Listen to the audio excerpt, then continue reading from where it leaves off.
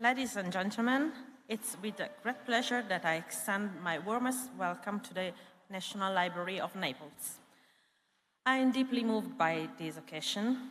Years ago, like I suppose many of you, I would never have imagined that I would be the witness of such an important moment in the history of archaeological, philological, and philosophical research. Today, the synergy between scientific and humanistic research opens up to us the papyrus rolls and the texts they contain. These are rolls that we can now read about without destroying them, preserving their integrity, while at the same time restoring them to their original value, that of books. The rolls are no longer merely archaeological artifacts, they reveal their contents, offering us new evidence of ancient culture. Every fragment, every line of text that we are able to recover and read allows us to deepen our knowledge of the past.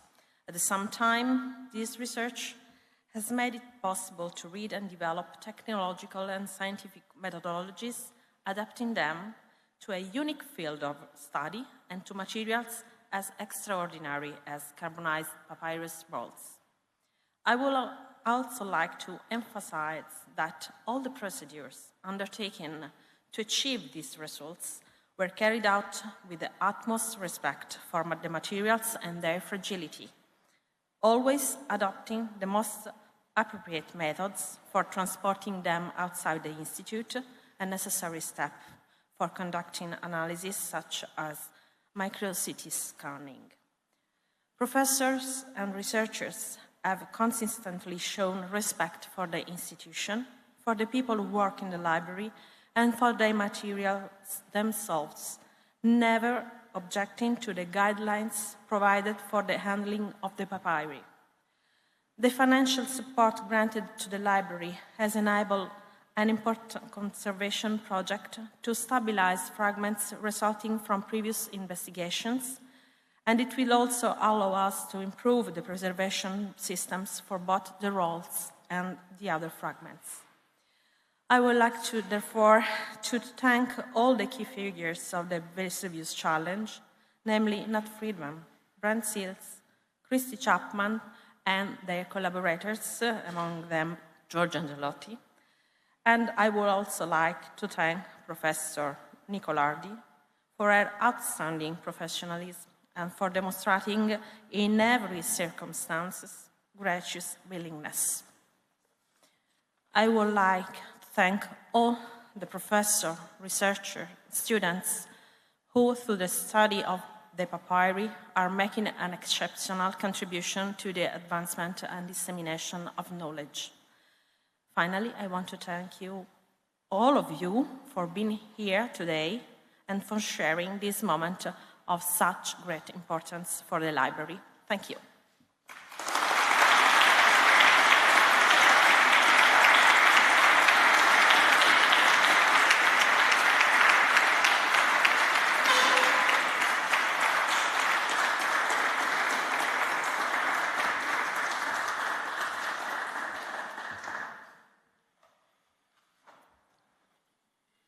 Good morning, everyone. Wonderful to be here. I appreciate you coming. First thing I have to do is take the very rare podium selfie. It will include all of us. Please smile.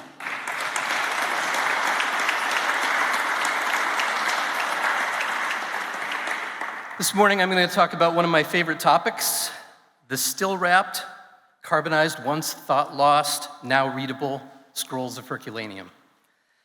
There are a few in the back of the room, just over here, and many more in the collection in the library, and no one alive has ever read the ones that are still wrapped up, including those in the back of the room. Well, one of them, actually, you're going to find out what's in it today.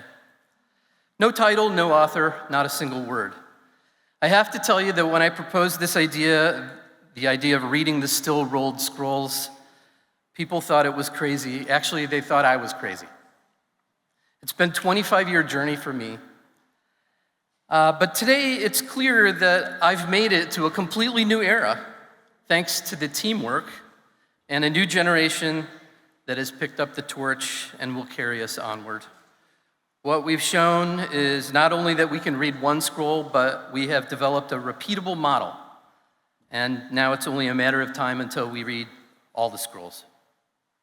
The primary culprit in this huge passion play is the volcano that sits across the bay from us, Mount Vesuvius. It stood there for millennia as the defining feature of this beautiful landscape, and it has loomed large over my life for quite a while now. I can recognize the Vesuvian form from the side, from above, from below, and even its most distilled and iconic representation, which looks like a tomographic cross-section. We recognize Vesuvius. In fact, it might be the thing that we decide to get as a group tattoo when we're all done today. Today we're celebrating the effort and the latest results of the Vesuvius Challenge, results that have true global resonance.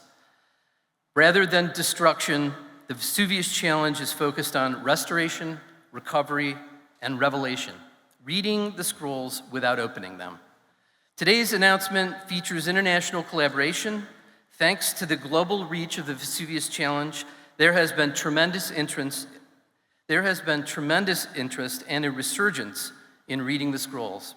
Although historically some of the papyri have actually made their way from Naples to England and France and even the Netherlands, today we're taking an historic leap toward a digital reunification of the collection. We've virtually unwrapped a scroll from the Institut de France collection. We're reading one of the Oxonian scrolls. And of course, we're reading scrolls that have stayed right here in Naples. The steps of virtual unwrapping are scientific and systematic. The process is methodical and it stands up to peer review. But in total, this appears to be some kind of magic or a miracle, conjuring writing from the ashes. The science that makes it possible has been curated and advanced by a team of international top-level engineers and scientists. We have partnered with institutions and we have used some of the most advanced scientific instrumentation in the world, the European Synchrotron radiation source and the diamond light source. You will hear from some of these partners later in the program as they respond to our remarks. I started more than 2 decades ago when I made my way to the terrace of this very library. And I don't know if you saw the terrace on the way up, it's actually around the other side. You can see Vesuvius. I came to the officina and I saw the scrolls of the Villa of the Papyri, and I imagined that maybe this day would eventually come. I sustained the work through a few library directors and a few directors of the officina. We sustained the work even through Franco Mercurio's heart attack. I don't know if you knew that that had happened. It scared everyone, including Director Mercurio. And Fabrizio Diazzi actually helped me by getting important papers signed from Mercurio in the hospital room. And we carried on, and he recovered, and he carried on. And I do think, I hope actually that, like Vesuvius, that Franco has stopped smoking. I hope that's true. The first ever scan of a Herculaneum scroll happened at the Institut de France in 2009, and it didn't produce any readable ink. They say that we take on big challenges not because it's easy, but because we thought it would be easy. And today, one of the things we'll show is that what we've done is something that's actually really hard. We've taken that same scroll, and from that first experiment where we were unable to read the ink, we're now going to show you something truly amazing. I'm not going to spoil that because my role is to frame the data and the partners so that you understand how far we've come in the last 2 decades. What you're going to see is not only that we can read one scroll, but that we've developed a systematic and a repeatable approach for all the scrolls. So I'm going to say it. Now it's only a matter of time until we read all of the scrolls. At every step of the process, as complicated as this, there are barriers that must be overcome. The scrolls are fragile. Moving them to a high-energy physics facility for the purpose of imaging them requires great care.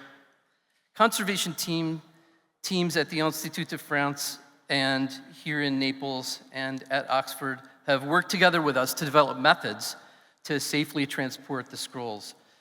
The ones that remain intact are actually the worst of the worst. The easy ones, you all know the stories.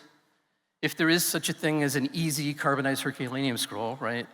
They've either been opened or already destroyed, so there is no low-hanging fruit. That went away 200 years ago. A peek inside a carbonized scroll is a tortured mess of papyrus that did not escape the wrath of Vesuvius. And yet the innovations of the team using the latest techniques in artificial intelligence and machine learning can overcome that. The Vesuvius Challenge launched in 2023, and it built a successful technical team with leadership and resources from internationally known and successful entrepreneurs, Nat Friedman and Daniel Gross, and Nat is here today. I'll introduce him in a minute. It produced grand prize winners and many other progress prizes along the way.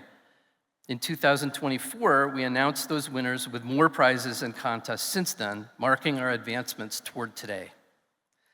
The tech actually does look like magic, but it's not. It's amazing, and it's the remarkable means to a higher calling: the restoration of lost voices from the ancient world through the texts that they wrote in these fragile, enigmatic scrolls. The technical pathway provides the images that are needed by expert papyrologists who can finally begin to understand the meaning, the context, and the scholarly impact of these long-lost words still locked away within the folds of the carbonized scrolls. Many of those papyrologists are here today to bear witness to this moment, and the voices of the ancients, reading their words, recovering the trajectory of their thinking, and making it understandable to us in our modern moment. We're using AI and advanced computer science and imaging to read the scrolls without opening them. I'm confident that what we've done will work, not just with scrolls, but with other kinds of objects around the world. And of course, more scrolls that could be discovered at Herculaneum. I've never received a promise that this moment would come. We don't get those kind of promises in life. In fact, I'm pretty sure that would be impossible, maybe even unthinkable. But I've found passion, even fire. Passion and fire deep in the hearts of the people who've joined me. And I'm now honored for you to hear directly from those fiery hearts. I'd like to introduce Nat Friedman, co-founder of the Vesuvius Challenge.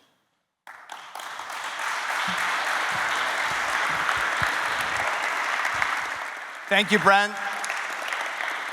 Thanks, everyone, for making this event possible.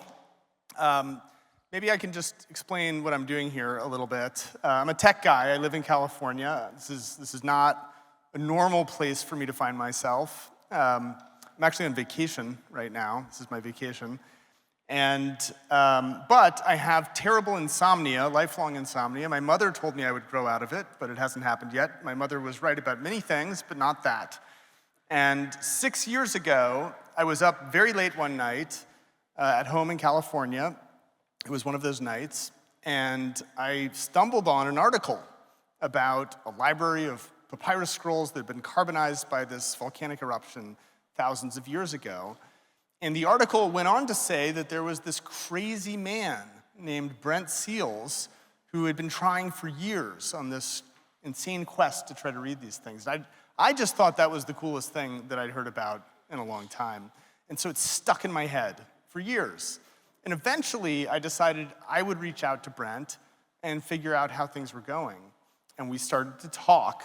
And that conversation led to an idea to launch a global internet competition to invite the world into this project and into this challenge to try to solve the problem and to read text from within these scrolls for the first time. And so we launched that in 2023, and we didn't know if it would work. Honestly, I think at the time, my guess was maybe we had a 30% chance of success, but we knew it was worth trying. And so we were shocked and amazed when in less than a year, we were able to read not just the first word, but the first paragraphs of text from a scroll. It was incredibly exciting. So we haven't stopped. We've continued this work. Vesuvius Challenge went from this sort of miraculous sprint to what sometimes feels a little bit like a painful marathon. We've had ups and downs over the last couple of years, but we're very stubborn and we're not going to give up. And so what I'm going to do now is I'm going to tell you about some of the progress the team has made in the last year or so, the technical progress. We are going to unveil for the first time ancient texts that the world has never seen before, including some texts that we just unrolled last night.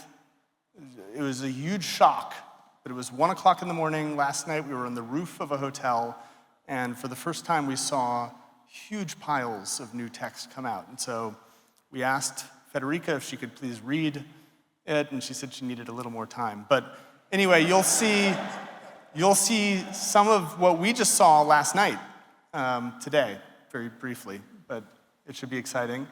And then we're going to announce the next chapter of the Vesuvius Challenge, which I think you'll also find exciting. So to ground the work, I think it's useful just to take a brief moment for those not familiar to explain the problem. So we have these scrolls. They're these little lumps of charcoal, and they are made from papyrus, which is wound in a spiral, and we can't open them, but what we can do is scan them.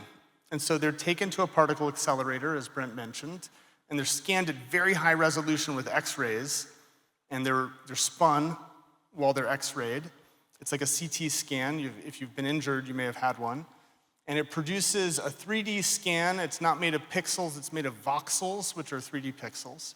And so then the question is, how can we read that? Well, the next step is we do what we call segmentation and unrolling, and we try to identify the surfaces of the papyrus in the spiral. Now, these are badly mangled objects, and so they're not a perfect spiral anymore. They're bent, they're cracked, they're delaminated, they sometimes cohere together, the layers will stick together. So this is much harder than it sounds. And we do it today with a combination of manual labeling where smart, dedicated humans will look at the scans and click with their mouse on the screen, and then automated methods that take those labels and expand them through the scroll. And that's been the way that we do this. We long for a fully automated method of unrolling and flattening these, but we haven't fully achieved it yet. And then once we've done that, we know the surface, then we have to find the ink. And the Herculaneum scrolls vex us because the ink is hard to see. It's hard to see. And so that's the basic process. I thought that would be useful for you to know about. And I'll tell you what we've been doing for the last year or so. So the first thing to improve our techniques is that we've done a huge investment in this human annotation of these scrolls. And so you see here a human. This is supposed to be animating, but imagine this mouse cursor is moving and they're clicking on this. This is a cross section of the scroll. And so this is one wrap of the papyrus. And they'd be clicking through these and labeling the surface. So when we, in 2023, let me try if I hit that again. No, I don't know. It's not working. In 2023, we did maybe a couple hundred hours of this. Since then, we've done thousands of hours. So this was 5 people working between half-time and full-time over a year to do this. It's extremely precise work, very, very difficult. And it improves our ability to train models and to unwrap the scroll. I don't know. Can you go to the next slide? Okay. Well, I'll just talk about the other things that we did. So the next thing we did to try to improve our ability to unwrap the scroll is we made an observation about the papyrus itself, its physical structure. And so papyrus sheets, of course, are made of papyrus plants, strips of the plant that have been laid down together and sort of glued together. And the plant contains, as it grows up like a reed, it contains these fibers. And they're vasculature. They move water from the soil up through the plant. You know, life is an upward force. And so the water moves through capillary action up through the plant. Well, those fibers are actually visible in the X-ray. And if the screen were working, you could see that. You can see them not just in the X-ray, you can see them just if you look at a piece of papyrus. And so we made the observation that if we could find these fibers and trace them, that could help us find the surface. So we developed a new technique for labeling the fibers themselves. And I'm sorry that I have to take you through all this detail, but this is the real reason we, the technical people, actually do this stuff. The text is cool, but we like this. We like the problems, like the little technical problems that we have to solve. Oh, there we go. So here you see, this is actually a real scroll. It looks like a video game, but it's not. Well, for us, it's like a video game. And those are fibers that we've labeled. So you can see these are horizontal fibers, and these are the vertical fibers, depending on your orientation, that run through it. And so these are ones that we labeled, and the labeling software is very cool. You sort of fly through the fiber to do it, so that's very exciting. So this was a new technique that really ended up helping, actually. We weren't sure it would, but it did. The other new technique that we used is starting with the idea that we know the scroll is a spiral. And so our prior algorithms and models that would try to find the surfaces would do that using only local knowledge. It would look inside the volume and it would use local knowledge saying, this looks like a surface, and we find nearby surfaces. But those models had no idea that they were looking at what had once been a spiral.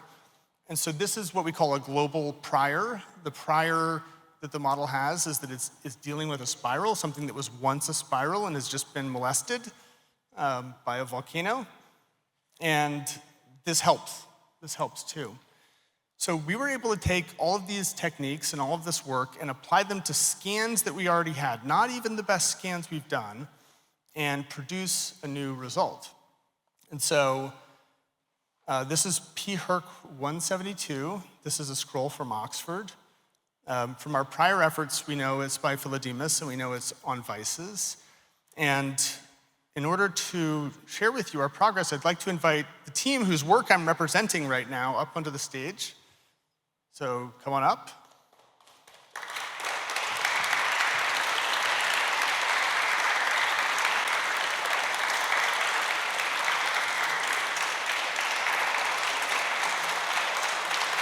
And did you remember to bring the scroll? Do we have it? Oh, here it is. Okay, very good. So we have a visual aid. We knew the monitor might fail, so we brought this. And so here it is. This is PHerc 172. This is a complete unwrap of the entire scroll from end to end. This is 70 columns of text. Unfortunately, we were only able to recover the bottom 70% of the scroll. The top is really in bad shape. But I think it looks pretty good. What do you guys think?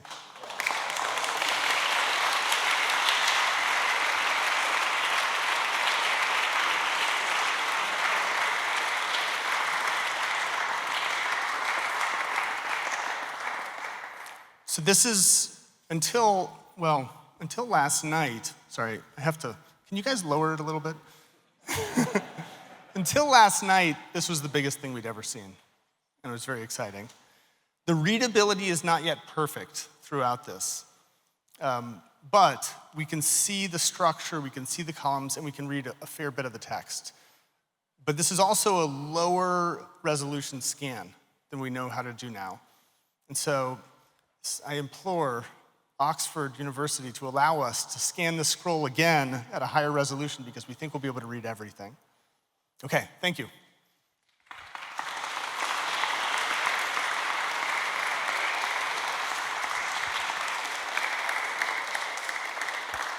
Now, in addition to those techniques that I just mentioned, which are all software techniques, we've made advances in hardware too, and the quality of the scans that we can take. It all starts with the scans. If the scan is garbage, we're not going to be able to read anything. And so to talk about that work, I'll introduce you all to Gordio, who's been project lead for Vesuvius Challenge over the last year, and who spearheaded all of the scanning work. So I'll let you take over.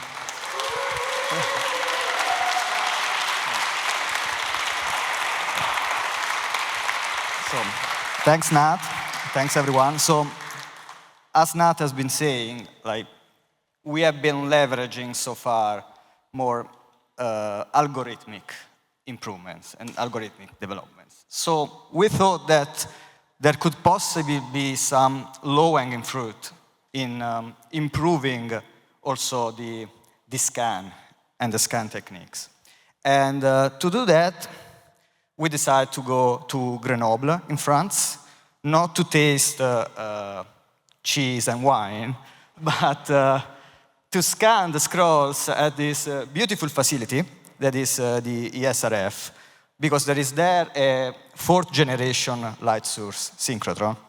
And there we can exploit better coherence, more flux, and this can allow us to scan the scrolls at a higher resolution.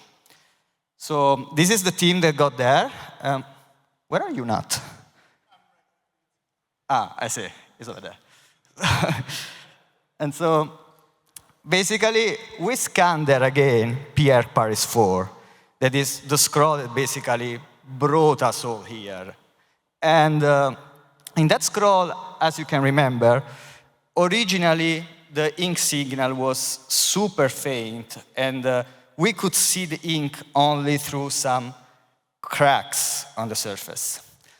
Now, with the improved scan protocol at high resolution, you can see that, you see this bright thing, these bright little flakes over here. We can measure also the thickness of those, and for instance, this one is about 20 micron thick. We measured a bit the thickness of those here and there, and this is ink. And this is directly visible in the scan without machine learning, at least in this scan. So machine learning is still useful because this means that we can locate and segment the ink directly in 3 dimensions. So it's still helpful to help us then reading it, but look at this. This is probably the first letter that was ever found in a closed scroll from Herculaneum. And this is not a machine learning generated image. So you can see it's a beautiful pie. You can see all the cracks, all the little, you can see also the script, I think, the way the scribe was writing. And this is something that was a bit missing before in 2023. This is a comparison, apple to apple. This is data at 8 micron resolution from 2023, and this is the ink detection that we were doing there. And, it looks to me a bit like Comic Sans. It's a bit fake, it's artificial, and it's not that visible everywhere. While in the new scan, this is very, very realistic, extremely realistic. And, we are sure that thanks to these new developments, and Federica will talk more about it later, we are going to read the full scroll. Anyway, this scroll has been particularly generous with us, but so the ink in other scrolls is not that directly visible, but the fact that the results, and I go back, sorry, match basically one-to-one, make us believe that every ink that we find, even if right now it doesn't have the best legibility, but it will have it at some point, it's like real text. And here we have 4 different scrolls. So this is data that comes from PHerc 814, PHerc 841, 9B, and 500P2. And it's all text that has been hidden for millennia. So maybe, Nat, you can come back on stage to show to these beautiful people what we did. Okay, beautiful people. So wonderful. Thank you, Gordio.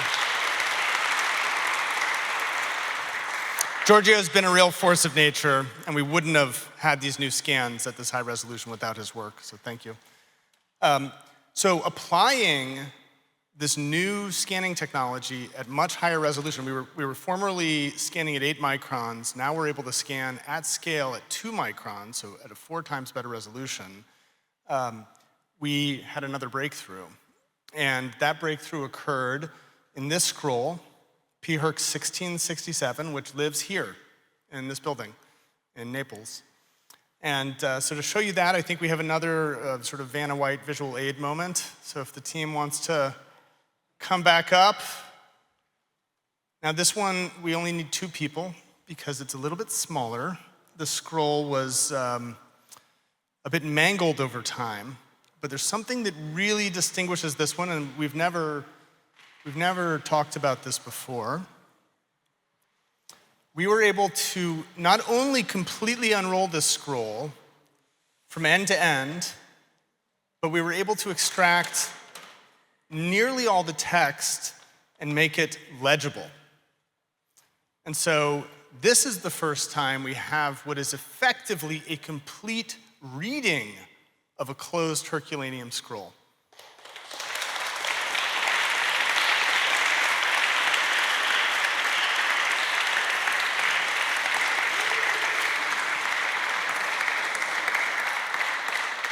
And this is a very exciting milestone for us in the project. Now, you've probably all already read it, so this may be duplicative, but to tell you more about what we discovered here, I'd like to introduce Federica Nicolardi, who is the lead papyrologist for the Vesuvius Challenge. Thank you, Nat.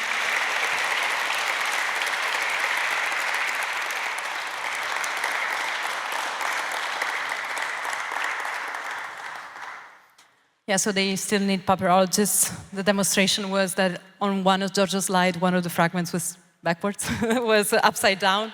So yes, we can still be useful.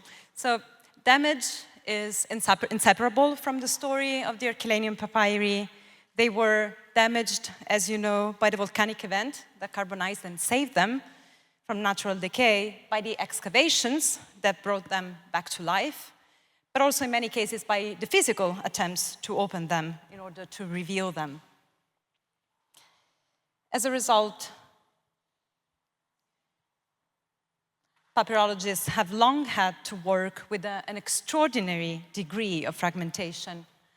I would like to show you something, if possible. No? Okay. Yes, okay, this is not what I wanted to show. Okay.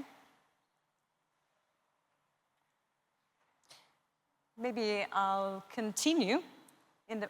This is what I wanted to show, talking about damage and different types of damage. Damage from disruption, damage from unwrapping. What you can see here is specifically damage from physical unwrapping. And another thing I wanted to show you was this one. What you see now in the slide is the digital reconstruction of the papyrus most recently published in the series La Scuola di Epicuro. So this papyrus was physically unwrapped. And this model reveals both the remarkable expertise of its editor and the painstaking technical effort required to piece together digitally a text from scattered remains. But it also reveals actually the limits of this traditional approach. Significant portions of the scroll are still missing, and many of them will never be recovered because they were sacrificed in the effort of making the text readable. So for centuries, this was an unavoidable compromise, even with the most accurate, even with the most successful methods available at the time to physically unwrap the scrolls. To read them, one had to damage them. With virtual unwrapping, we are no longer forced to choose between preserving and reading these extraordinary artifacts. We can do both.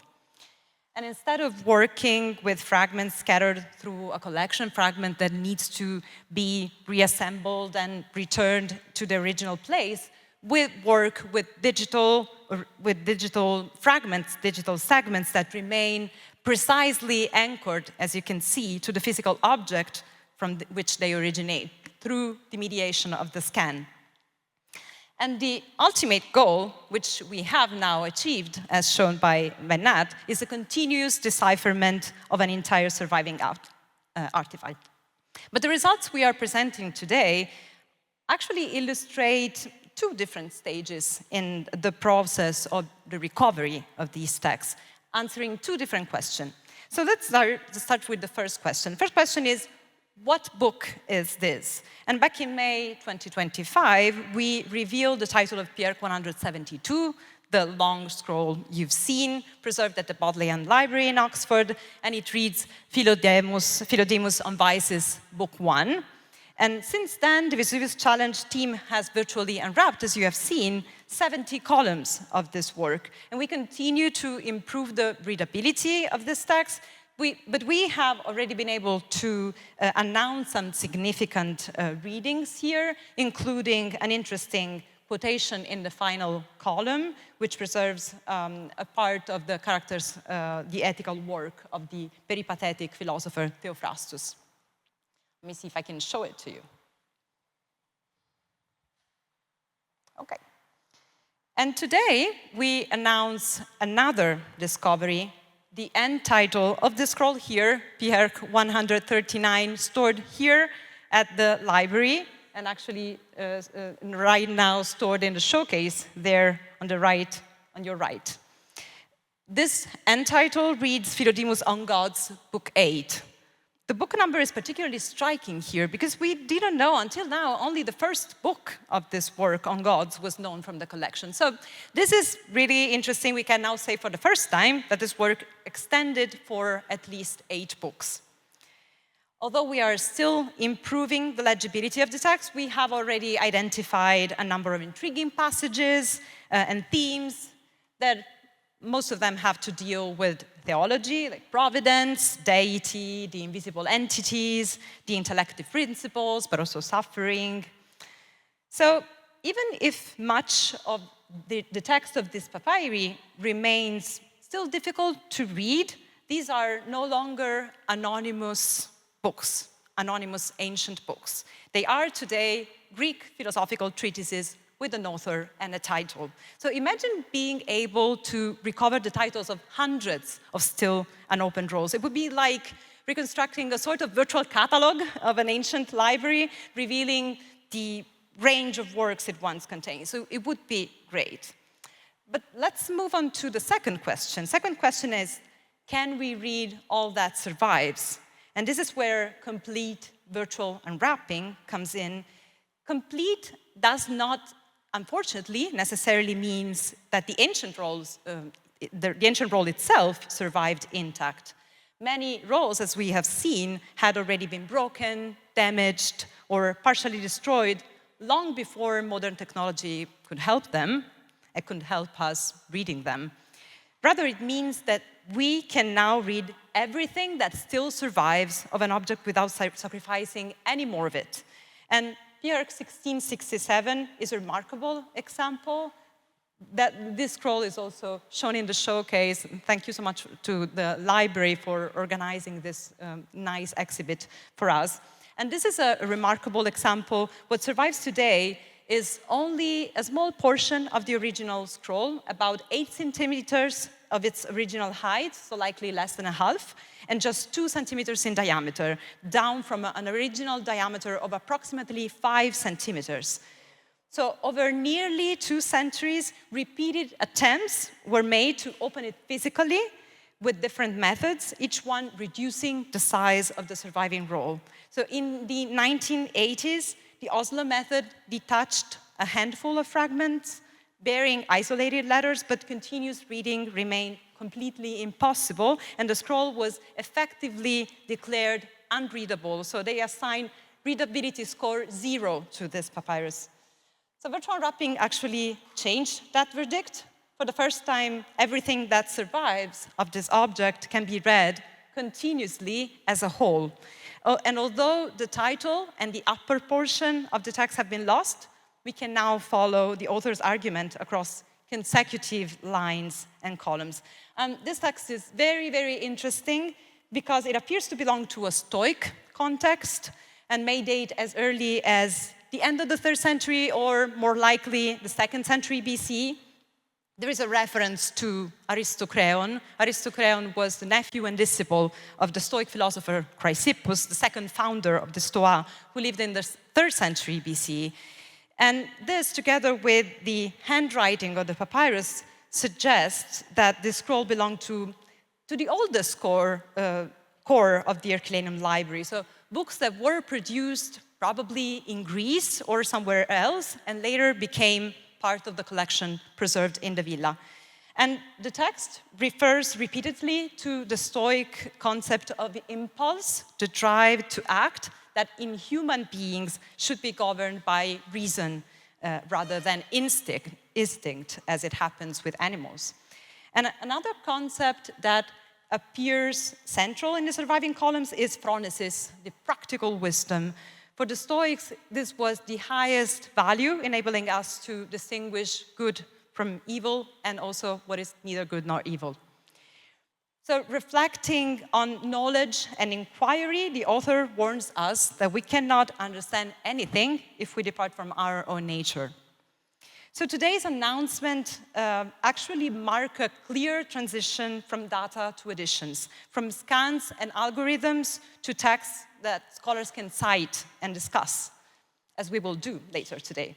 This transition will also be carried forward by a newly funded European Research Council synergy project, Unlost, which complements the Vesuvius challenge by both building on these technological advances and strengthening the papyrological work required to transform newly recovered texts into lasting scholarship. But coming back to the Vesuvius challenge and our second question was, can we read all that survives? So another question is, what happens when all that survives is a full scroll? We first began to answer, we tried to answer this question for PHerc Paris 4, one of the scrolls stored at the Académie des Inscriptions et Belles-Lettres in Paris. This is the scroll with which everything started back in February 2024 when the Grand Prize segment was announced and then the text was published.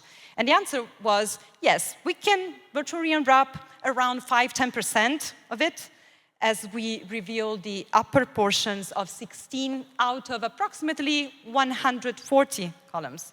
But then, literally last night, in front of Mount Vesuvius, something, or I should say everything, changed. We have now unwrapped the full length of the scroll, around 130 wraps, for a total of approximately 140 columns of new text. And not only we are substantially expanding the legible portion, we are also improving the legibility of already extracted columns. So yes, when Nat asked me to read, I said, yeah, I would need a little bit of time, actually. You can probably understand why. But I was so curious that I tried to read something, and I tried to compare this text with the text we published back in 2024, where there were a lot of portions that weren't readable. And in some cases we were right, in some cases we were wrong, but we can read much more today. So it's not only about reading more text, but also it is also about having more legibility for the text we had already recovered. So we may not yet have reached a title for this text, but every newly readable line enlarges our understanding of the work. Everything we find in Herculaneum is completely new, not transmitted by any other source. So more continuous text for us means complete sentences. It means richer context, much secure interpretations, and a clearer picture of the arguments preserved within this book.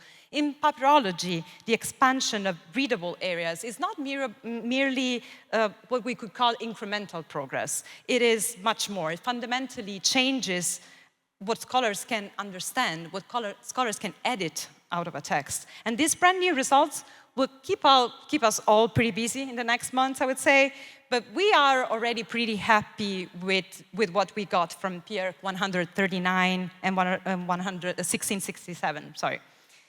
And the themes I have quickly presented are just some of the themes that the papyrological team of the Vesuvius Challenge working really around the clock over the last weeks, has identified in a newly revealed text. And I would like to thank the whole papyrological team for the big effort of doing an edition in a couple of weeks, really. So this was a great opportunity for me to supervise them. And I would like to mention all of them. So Marzia D'Angelo, Kilian Fleischer, Alessia Lavorante, Michael McCosker, Rossella Villa, Maria Chiara Robustelli, Claudio Vergara. They were all crucial to this work. So,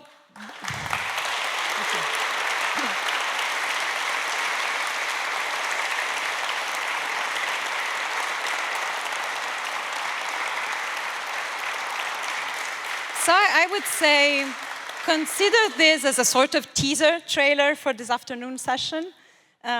If you would like the full version, and I should say, if you are brave enough for like 3 hours of pure, strong papyrology, paleography, and philology, you will hear much more this afternoon from the scholars who have been working directly on PHerc 139 and 1667. Thank you so much. I'll hand it back to Nat. Okay. Thank you, Federica, and the entire Papyrology team. It's amazing that all of these are texts that we do not have until now. And so this is new ancient text being added to the corpus. Okay, so what is next for the Vesuvius Challenge? That's what I want to talk about now. Well, we have scanned, in total, about 45 scrolls and fragments of scrolls. Some of them we scanned using our older techniques. Many of them we scanned using our newer, higher resolution techniques. And the truth is, as our models and algorithms have improved, we've only actually applied those to a small subset of the catalog. So we don't know whether there might not be very low-hanging fruit in some of these scans. And in fact, if these techniques do apply to those, we may see more text fairly quickly. We don't know. The second is, they're both labeled number 1, but we'll just go with that. The second is, we think it is possible to dramatically improve the algorithms that we have and the technical work that we're doing. The software can be much better. Today we do painstaking manual labeling that leads to this unwrapping. We think this can be fully automated. It hasn't happened yet. We haven't figured it out, but we're working on it. We think that the ink detection techniques that we're using could probably be greatly advanced. We mostly do ink detection in 2D now. We start to do it somewhat in 3D. We think there may be completely new approaches here that unlock things. So there's brilliant people working on this already, but we think quite a lot of undiscovered territory. And then the third question is whether there might not be a way to get much higher resolution scans. We don't know of one right now. As Gordio showed you, as the resolution improves, the readability jumps dramatically. It's a scaling law for legibility. So if there's another way to do this at even higher, we're scanning at 2 microns now, to scan at 1 micron or sub, at nanometer level would be impossible today at the scale of this collection. And so maybe someone has an idea. So we're going to announce 2 things today as part of the next chapter of the Vesuvius Challenge. The first is that we are making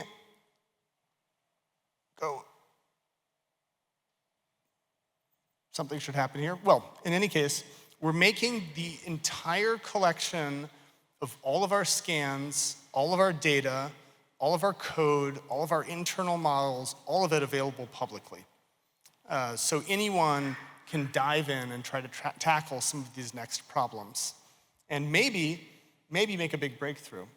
So all of this will be available on the website a little bit later today. And then to make this a little more exciting and to encourage new people from around the globe to participate, we're going to do a little bit of a repeat of what we did in 2023. And so I'm very excited to announce a new grand prize for the Vesuvius Challenge. And the grand prize will be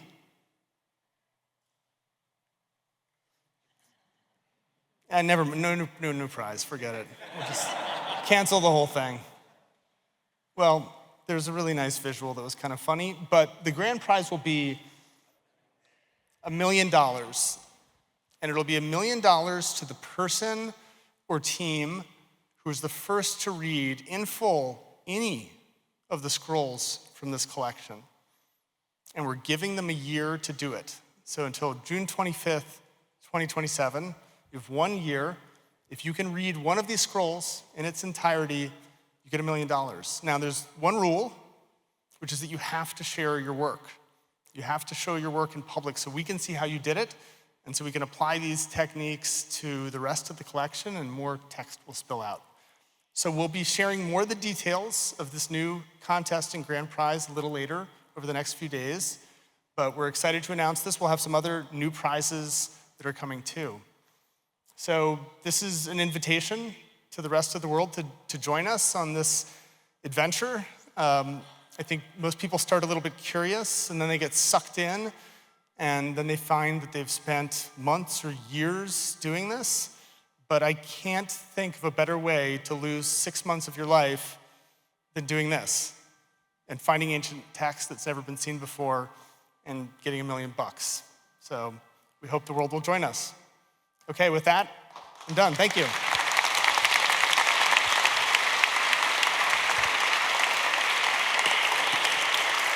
Thanks very much, everyone.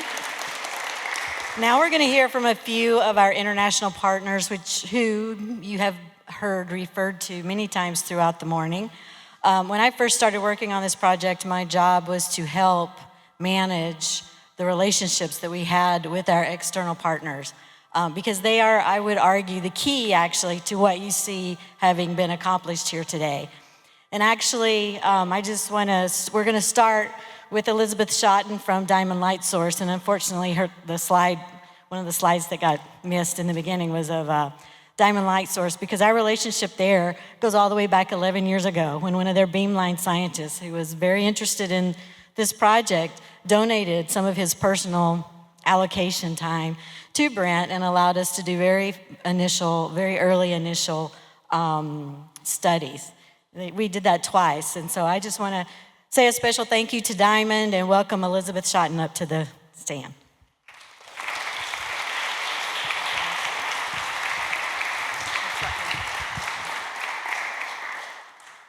Good morning. So I'm delighted to be here. As Christi says, we've been working with Brent and his team for a long time now, and we've scrolled many, many scrolls from Paris, Oxford, and from here in Naples over the time.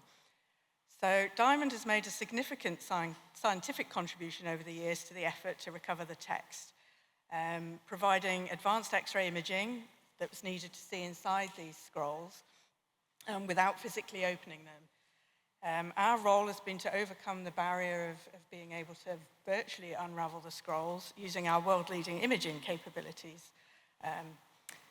Diamond is the UK's national synchrotron facility, a particle accelerator that generates very intense sources of X-rays, and we can perform imaging at a resolution level that's not possible using lab sources. Then you go to fourth generation light sources, like you'll hear about afterwards, that can do imaging at even higher resolution than we're able to do. So using our I-12 beamline, it's a high-energy beamline designed for imaging.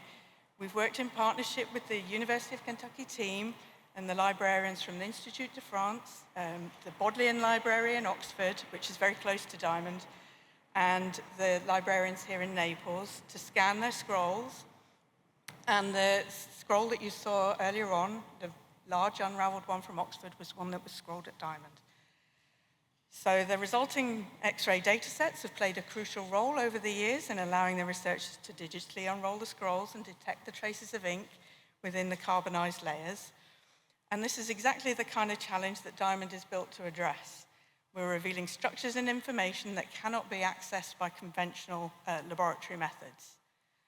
And the achievement also highlights for us the wider value of Diamond's facilities beyond the laboratory. Although we're best known for supporting research in health, energy, engineering, and material science, this work shows how the same powerful tools can help answer important questions in archaeology and cultural heritage. Our earlier work on Herculaneum material has helped to demonstrate the potential of synchrotron imaging in this field, and the latest results underline how our beamlines can support breakthroughs far beyond our traditional scientific applications. So for Diamond, the significance of this work lies not only in the historical importance of the Herculaneum scrolls themselves, but in demonstrating what advanced national research infrastructures can make possible. For us, it's incredibly exciting to see Diamond's imaging capabilities help to unlock texts that have remained hidden for nearly 2 millennia.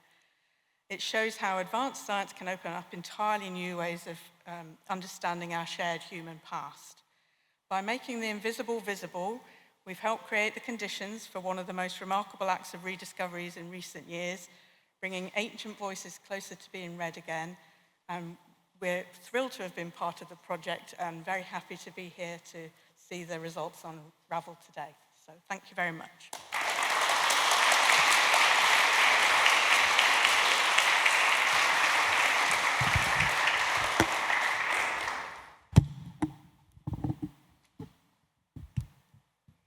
Okay, we have next, I want to welcome Alessandro from ESRF. As you heard, we've now have an extremely brilliant source, is that right?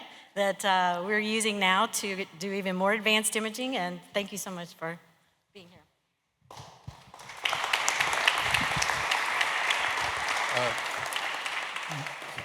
Good morning. I am delighted to be here and participate to this fantastic adventure of the human knowledge. I am Alessandro Mirone. I'm here on behalf of the ESRF, the European Synchrotron Radiation Facility, and in particular of the BM18 beamline, where the recent scan with the three-dimensional image of the scroll have been acquired. BM18 is one of the 46 beamline built around the SRF source. Each beamline is targeting a selection of scientific domain and experimental technique. So every beamline is special. What makes BM18 special is its ability to combine large volume, high spatial resolution, and high quality phase contrast imaging. This combination is essential for providing high quality input to the ink detection neural network algorithm developed by the Vesuvius challenge team. What does this mean concretely? At BM18, we convert into three-dimensional image the slight deviation of the X-ray wavefront when it is traveling through the sample. And we don't rely only on absorption. The X-rays are merely transmitted without being absorbed, but only slightly deviated. So this allows for a careful reduction of the radiation dose. Our contribution is consists in providing the highest, the most precise, high quality images, and the resolution, the very high resolution required for the scroll is between 1 and 2 microns. So this means that we produce a huge volume as a typical size of the recent scan is between 100 and 400 terabytes, not gigabytes, terabytes. So this is huge. And all considered, this is an enormous effort starting globally from the SRF down to the specific case of BM18 with original solution. So the source, the instrumentation, the detector, the acquisition, the data analysis, reconstruction algorithm, so a big effort. The SRF is an international research facility supported by 19 partner countries. More than 600 people work on site and welcome every year 10,000 visiting users which come for the most disparate experiment. And personally, I am involved in the scientific data analysis and algorithmic parts, and in particular for BM18, for the reconstruction of the volume. But I'm here also on behalf of Paul Tafferot, who is a scientist responsible of the BM18, and he's also the person who conceived this innovative instrument. So today I have the great honor of being here with you, of participating to the effort, and of representing this REF. So great opportunity, and for this I thank you all. Thank you very much.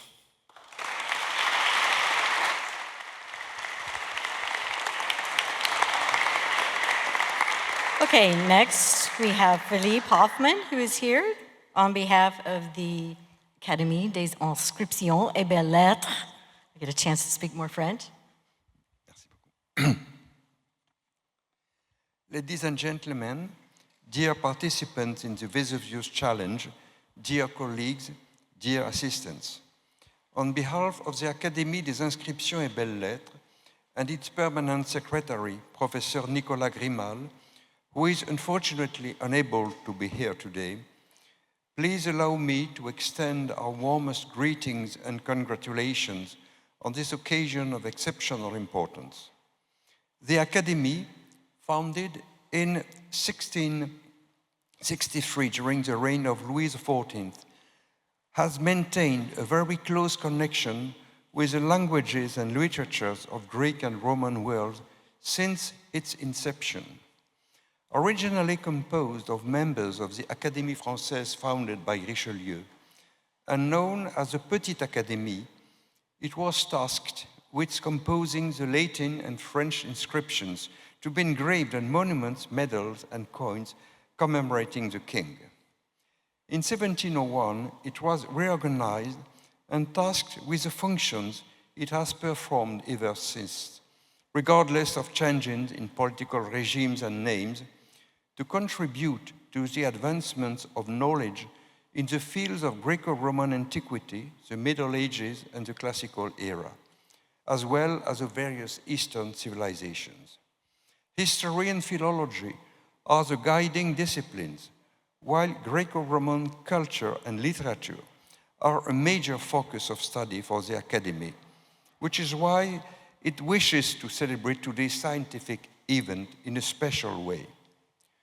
The 6 Herculaneum papyri preserved at the Institut de France in Paris, the study of which has been entrusted to the Academy, have a unique history, since at the beginning of the 19th century, amid the troubled relations between France and the Kingdom of Naples, they were presented by King Ferdinand IV to Napoleon Bonaparte, who had come to power in 1799 and who, during a period of political transition between the revolution and the empire, was then serving as first consul, premier consul.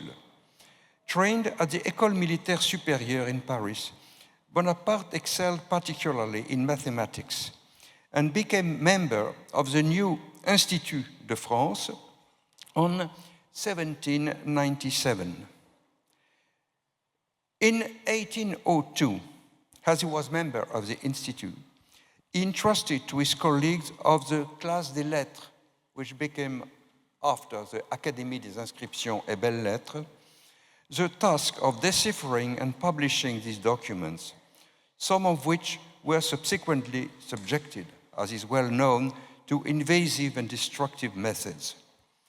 The scientific discoveries we are celebrating today, which brilliantly demonstrate the truly revolutionary potential of imaging techniques applied under the visionary leadership of Professor Brent, thanks to the University of Kentucky, the Vesuvius Challenge, and the various stakeholders involved in this scientific endeavor, fulfill the wish expressed by Bonaparte.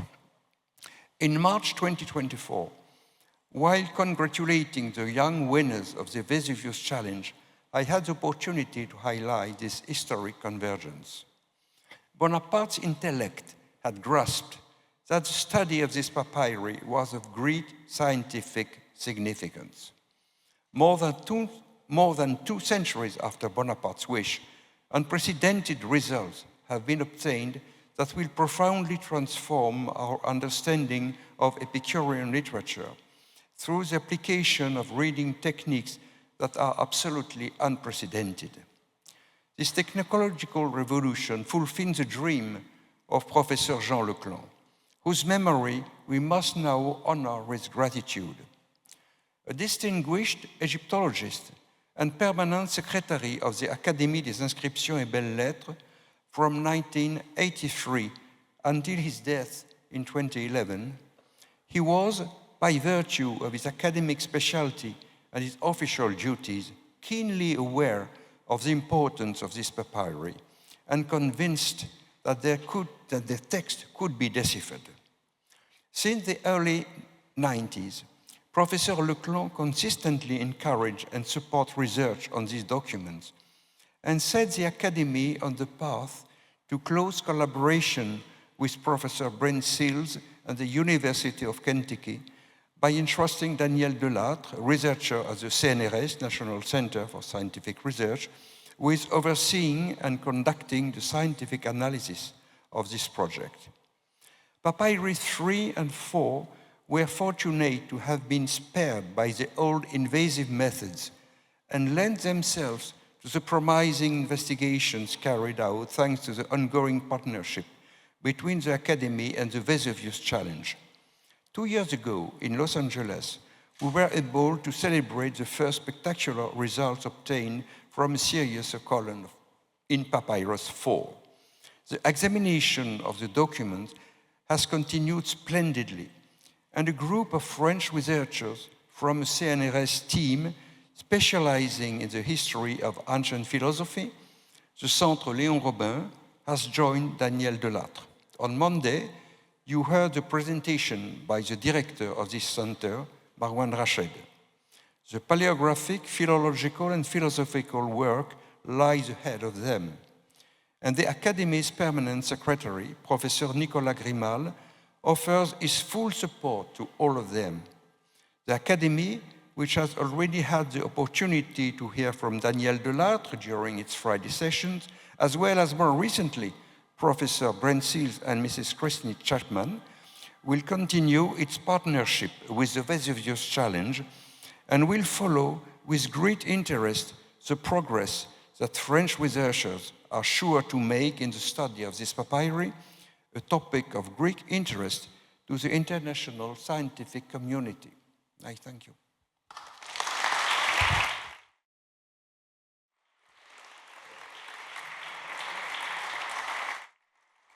Okay, now I would like to welcome Tobias Reinhardt to the stage. He's here on behalf of the Bodleian Libraries at the University of Oxford.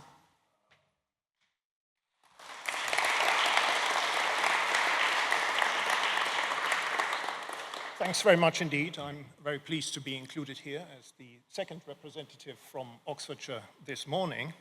The Bodleian, as you have heard, had a long-standing, or has a long-standing collaboration with the Vesuvius Challenge. I would like to join Nat Friedman in hoping that the scans at the Bodleian can be taken to Grenoble, that the scrolls at the Bodleian can be taken to Grenoble and rescanned there as well, so that we are part of this very latest revolution. Members of the press may wonder why it is that British institutions have Herculaneum scrolls. The answer is that it was broadly the same historical events which account for their presence in Paris. In the early 19th century, King Ferdinand IV of Naples and Sicily presented scrolls to the future monarch of the UK, George IV, and the story has it that in return, Ferdinand received a gift of 18 kangaroos from New South Wales, which were at the time a novelty in Europe.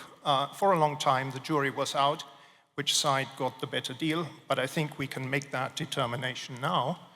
In Oxford, we expect to continue our collaboration with the Vesuvius Challenge. We'll be starting a new project whose lead papyrologist is Michael McOsker, who's also here and happy to respond to interview requests.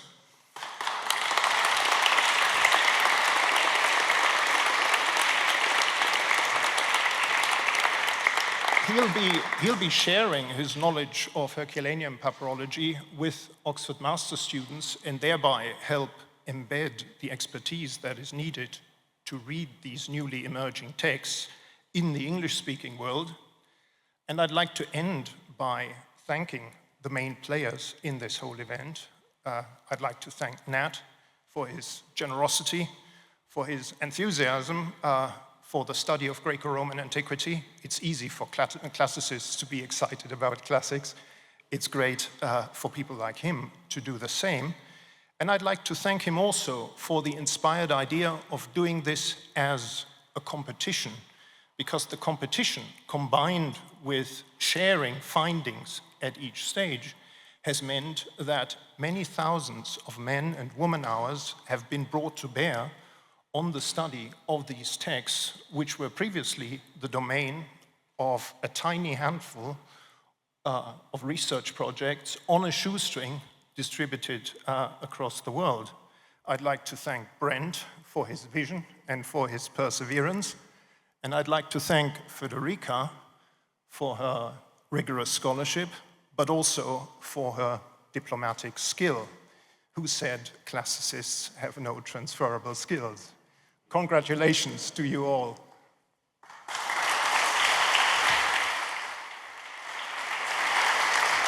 Okay, thank you so much. And now, last but not least, I'd like to invite Robert DePaula, the provost for us at the University of Kentucky. I want to just give a personal thank you to him and the university for all their support over the years.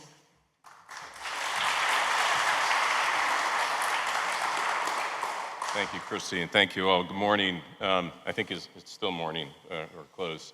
And certainly thank you for the opportunity to be here. On behalf of the University of Kentucky, we are honored to be here with all of you, scholars, professors, and partners. I'm Bob DePaula, as you heard. I'm the provost at the University of Kentucky. The University of Kentucky, just briefly, has 17 colleges, a library, multiple schools, but we are most proud of the Stanley and Karen Pigman College of Engineering, and especially the Aduse Lab, and the work of Professor Brent Seals and the rest of his team, including Christi, who you just heard from. Today, you are all, and we are all, celebrating a breakthrough, witnesses to the culmination of more than 2 decades of sustained vision by many of you, innovation and leadership. Innovation from incredible pioneers like Nat Friedman, Brent Seals, and the rest of the Vesuvius Challenge community, which includes many of you. Leadership from our remarkable partners around the world, including the Library of the Institut de France and many others. What began as an amazing, ambitious idea to read texts that had remained sealed and silent for nearly 2,000 years has grown into one of the most compelling examples of collaboration. You've heard that a lot here. Across borders and time zones, languages and perspectives. All of this contributes to the dynamic problem solving that advances remarkable discoveries. That single idea has grown into an enterprise that continues to push the boundaries of what we know could be truly possible. And certainly for us, at the center of that effort is Professor Brent Seals, who had this vision, as you heard, over 2 decades ago. He and his team at the Aduse Lab have positioned the University of Kentucky and our partners as global leaders in digital heritage science. Through their tireless efforts, the University of Kentucky has become a hub for international collaboration, bringing together scholars, technologists, and institutions across continents to solve a challenge once thought, as you heard, impossible, now possible. This work will have impact in other areas as well. By combining advanced imaging, computer science, and artificial intelligence, this team is not only recovering ancient texts, they demonstrate how powerful partnerships can be when united for a common purpose. The beauty of these transdisciplinary collaborative teams is their ability to solve problems and create innovative solutions that have real-world impact for people and all communities. We use the term transdisciplinary very intentionally. versus multidisciplinary, interdisciplinary, representing a team where the problem is the organizing principle, taking precedence over disciplinary boundaries. Dr. Seal's team is certainly a model, as is the principles around this Vesuvius challenge, with many disciplines and scholars here in the room coming together, organized around the problem or problems or questions to be posed. And the impact is truly global. These collaborative teams are restoring voices from the ancient world, expanding our understanding of history, philosophy, and culture, and building a foundation for future discoveries yet to come. At the University of Kentucky, we're deeply proud of this work and the sustained commitment of those behind it. It reflects our belief that great institutions, great universities, both generate knowledge as well as find ways to apply that to benefit the world. Through this work, we learn historical lessons while simultaneously learning how to apply it in our modern context. As we find out more about these ancient civilizations, we can see similarities with our own, and we can begin to improve. This milestone today is not an endpoint, it is the beginning, another step in the journey that all these researchers, scientists, and contributors began years ago when unraveling and reading the scrolls that seemed only a faraway dream. As Dr. Seals once said, this is what researchers do. Together, we conquer the seemingly impossible. Again, we are honored to stand alongside all of you as we continue conquering, and you continue conquering the impossible, reaching new milestones and breakthroughs for the benefit of our institutions, our communities, and our people. So for that, we thank you.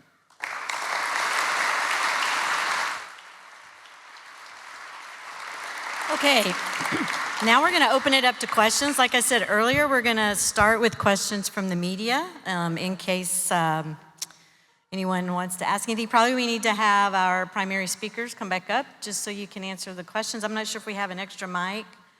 And if you have questions from the live stream, you just put it in the chat and yeah, just be handy so I can hand you the mic to answer a question.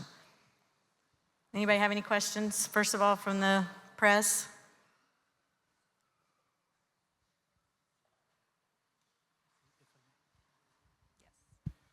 While you marshal your questions, I want to take a moment here at the end to review so that you can pass the test on the way out the door. Just a year ago, it would have been crazy for any of us to believe that there would be a complete scroll read completely non-invasively with hundreds of columns of text.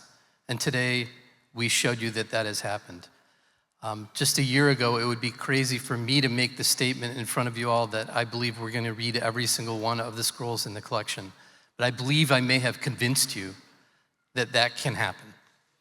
And maybe just a few years ago, none of us, especially the classicists in the room, would think that there would be $1 million prize to work on material from Herculaneum. And yet what we heard today is that that's exactly what's happening. So I hope you feel like me that this was a momentous occasion and that we've moved into a new era, because I think that's happened. And yes, we would be happy to take questions. Thank you.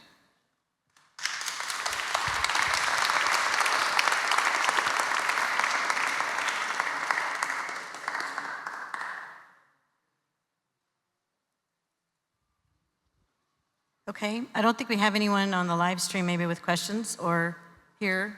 So does anyone have a question for the technical team about anything that we've discussed today? Everybody's ready to go to lunch, or coffee break is next, right? I know that you feel the heat of Vesuvius filtering through the room. So I think we should end our live stream now, and we will be around, and the conference will continue later on this afternoon, and Christi's going to close us out. Yeah, I just want to remind people that, maybe, hold on, maybe we have a question. Please stand by. Okay. Can you give some more detail about the text that has been recovered so far? Are there any particularly striking passages? Okay, so you want me to spoil the afternoon. I'm sorry about that. Okay, no, the text is actually, so there are 22 columns of text. The first one's a little bit more fragmentary because of the previous attempts to physically unwrap the scroll.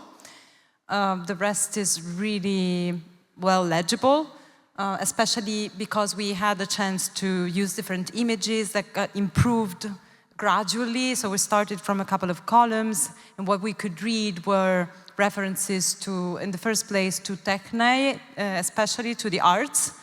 And then we received different images with the whole banner, so the full 22 columns. And there we were able to try to begin to understand a little bit more what the text was about, because we were recovering more and more Stoic concepts. As I said before, and then we also received some images at 1 micron that were incredible for the legibility of the last lines of the text of the banner. As far as text is concerned, it is an ethical treatise, probably of Stoic philosophy, I would say. It could also be, you know, in the library from Herculaneum, we know that the Greek collection is all included in a specialized collection. We only have philosophical Greek papyri. Most of them are related to Epicureanism. But in this case, I mean, if we had found this papyrus in Egypt and not in Herculaneum, we would have said, without any doubt, this is a Stoic text. Of course, we tend to be a little bit more cautious because we know that we are in an Epicurean library, but this is not surprising because we have other Stoic papyri from the library, but statistically, they are much fewer than the Epicurean. So this is one of the reasons why this papyrus is also a greater treasure. So as I was saying before, it talks about the hormai, so the impulses, and it also deals with the excess of impulse, probably a sort of impulse that is not governed by reason. And then it connects a lot the idea of techne, so art, and phronesis. Phronesis meaning the practical wisdom, as we were saying before. And then there are some passages. So it looks like there is a sort of, it's difficult, of course, to understand the full linearity of the argument or the argumentation because we've lost the upper portion of the scroll that was probably broken off during the excavation or during the eruption. But what we can read right now seems to reveal some sort of reasoning from the author. So it starts from the impulses and it goes through techne, so to the arts, and then to how we can achieve phronesis, so how can we achieve the practical wisdom, and it talks also more about good things, bad things, and probably the so-called adiaphora, so the indifference in the Stoic cultures and the Stoic doctrine, so what is neither good nor bad. And then there are some parts that are look more technical. Some of them will be discussed today because, of course, the text is completely in progress. We've been working on the transcription, but we've been working also on interpretation, but we have the opportunity to discuss this text within a big conference we're hosting here in Naples during these days. We've been hosting here. So we have many scholars that can collaborate also to the interpretation of this text, and this will happen later this afternoon. We do have one question from a member of the press about whether or not we have any complete lines of text that we can cite in news stories, and we do have a press release that has several quotes from the text in there that we can provide you. It should be available and linked from the live stream information, I believe, and we can get that to you as soon as possible. Anyone else?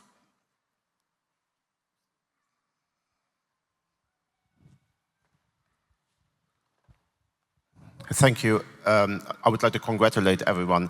I was on the sideline for 2 or 3 years. I was watching all of you doing hard work. I mean, it's really great, improving scanning technology, fiber tracking, and all those things. So, I mean, now the process has been automized quite a bit. So maybe with the ink labeling, that can also be automized. And now the question is, of course, now, I mean, as a technical person, can we take it further? Can we, I'm saying it's slightly provocative, can we replace papyrologists with AI?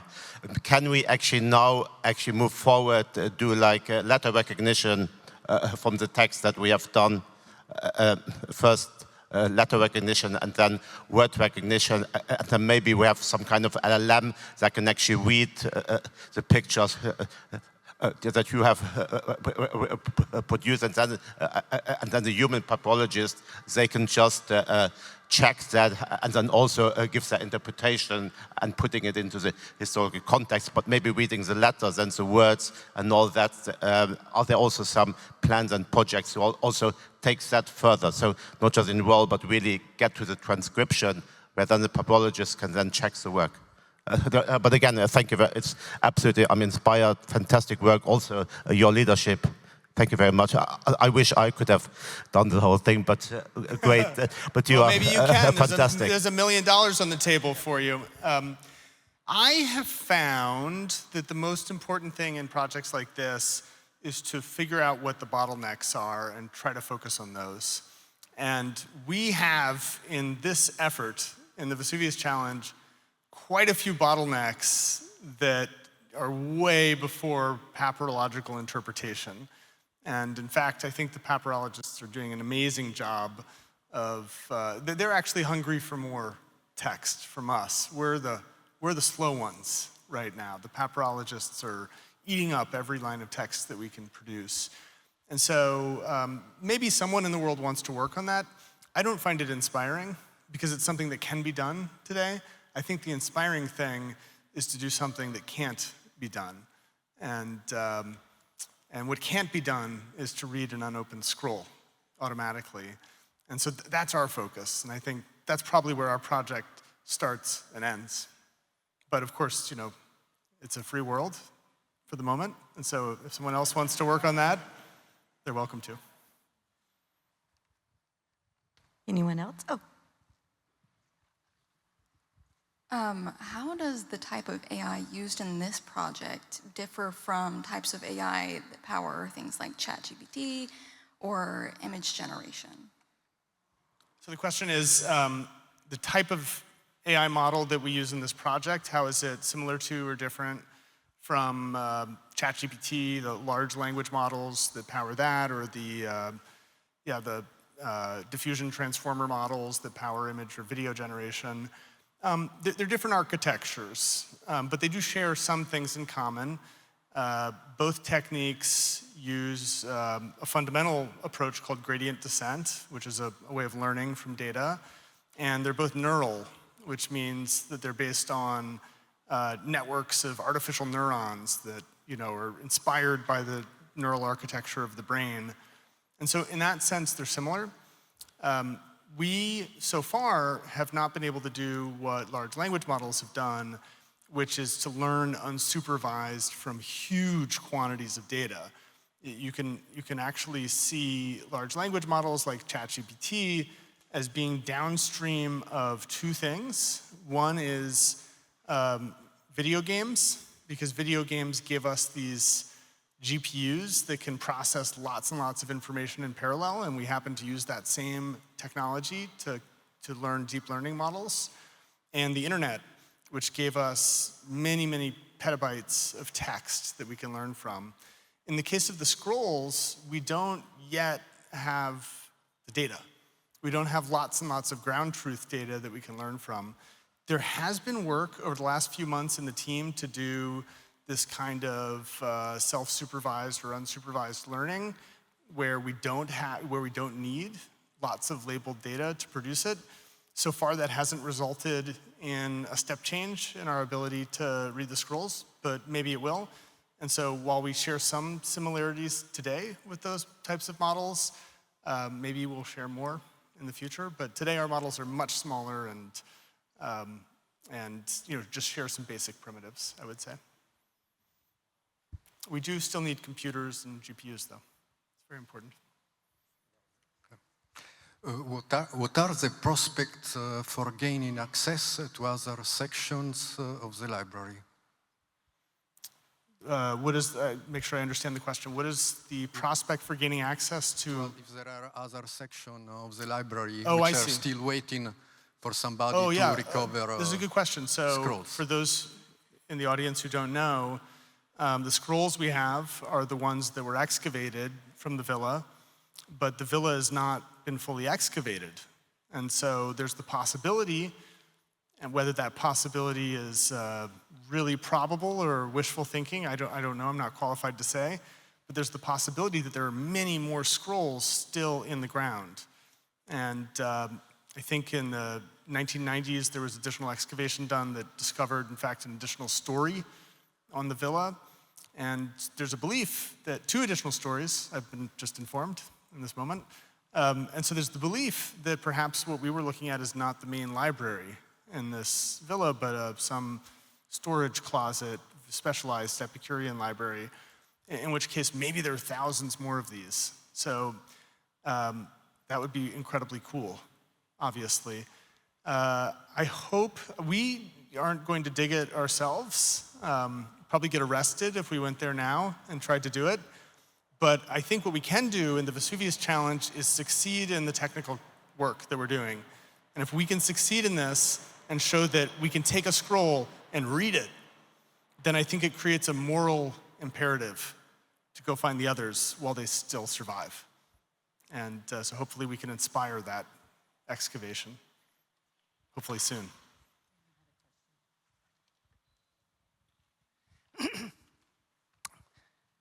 Good morning to everybody. I would like to say 2 things. As the papyrologist in charge of the edition of the PHerc Paris 4, I am not very happy because we shall have very, very heavy work to do. Second point, it's incredible your success and the success of Brent, and it is marvelous, and so it was a joke. Yeah, well, we'd like to apologize for inflicting upon all the talented papyrologists of the world more juicy new text to interpret. So please accept our apology. I think we're going to have to break for lunch right now, so I would encourage you, break for a coffee break right now, but I encourage you, if you still have questions, please be sure to talk to people at the break.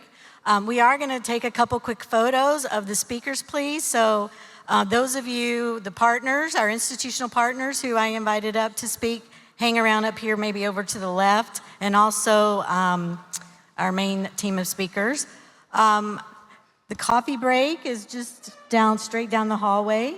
I believe there'll be people to point you in the right direction. And thank you so much. Oh, sorry, that way, Claudio said. Go that way.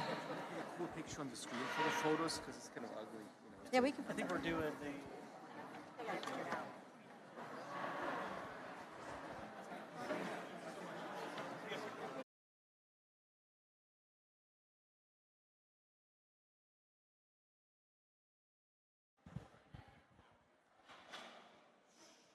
Hello, hello.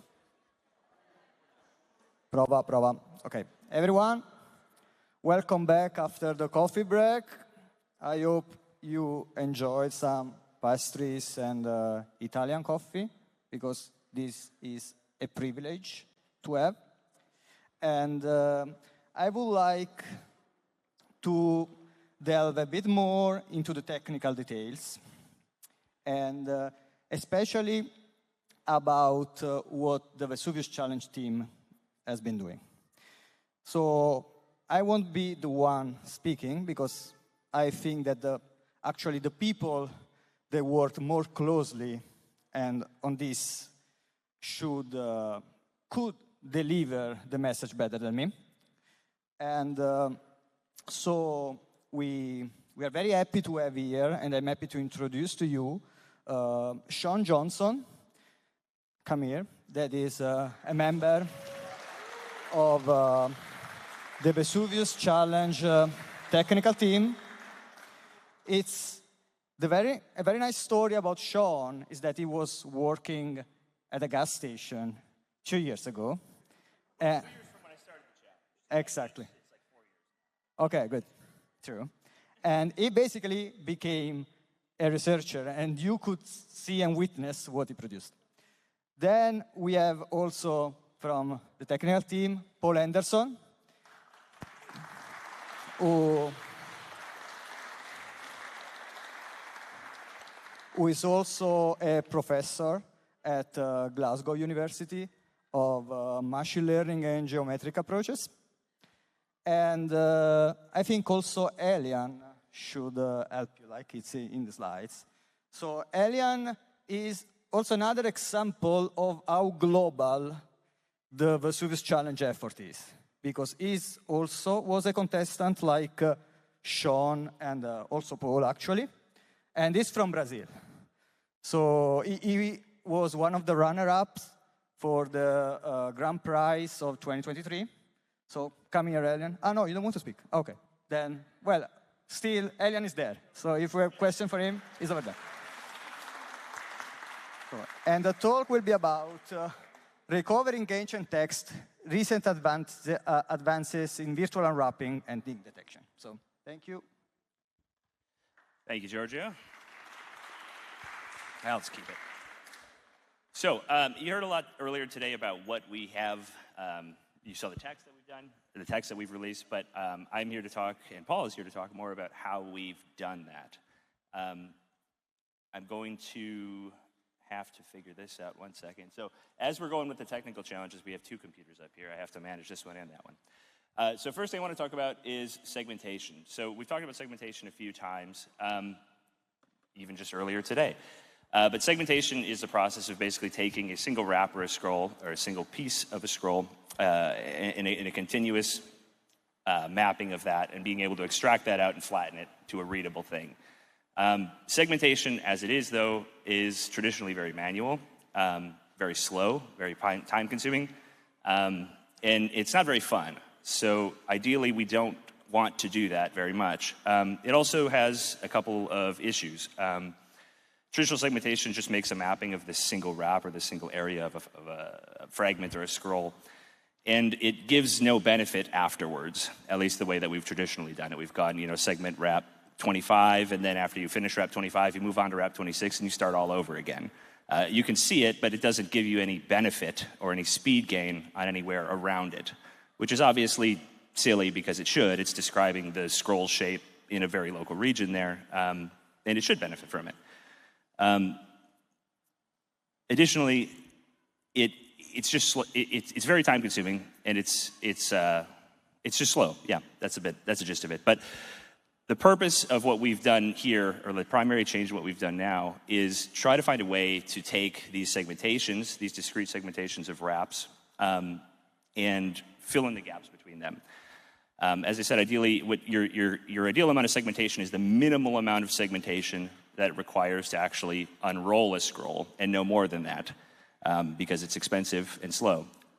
So what we've tried to do is come up with methods that are more global, I guess. So when you feed something into this more global idea, you're gaining knowledge of the area around it, and then that maybe helps you unroll the rest of it much easier.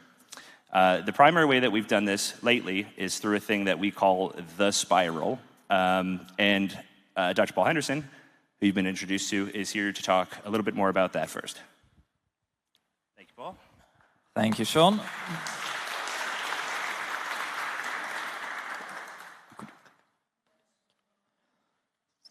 So, just to first give a bit of context on why this problem of automatically tracing out the sheets within the CT scan is really hard, even when you have modern AI tools to help you.